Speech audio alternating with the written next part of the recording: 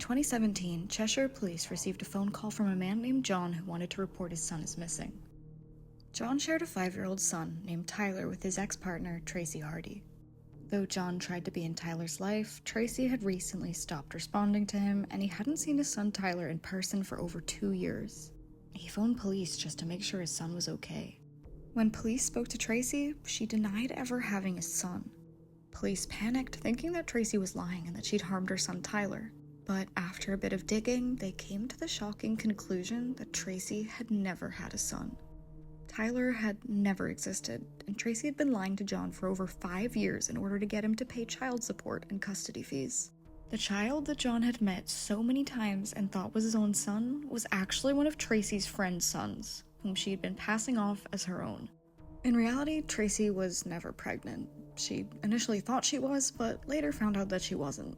When her boyfriend John broke up with her over text message, she was absolutely furious, and she quickly worked to get her revenge.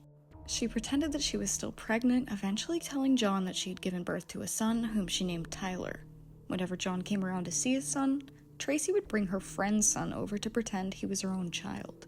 John instantly bonded with who he thought was his new son and spent over £15,000 on child maintenance and legal fees, which went to Tracy. For the first 3 years of Tyler's life, John saw him every other week. Then suddenly, there was no contact. After over 2 years of fighting to get back into Tracy and Tyler's life, John phoned the police, and eventually the truth was revealed. Tracy eventually confessed and was sentenced to 2 years in jail for fraud and preventing the course of justice.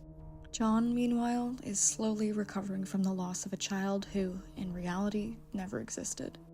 When he learned the truth about Tyler, John reached out to the boy's real parents to let them know how much their son meant to him. He hopes to hear back from them someday. For now, he's trying to move on, though he keeps an old shoebox and bottle of Tyler's in his room for memory.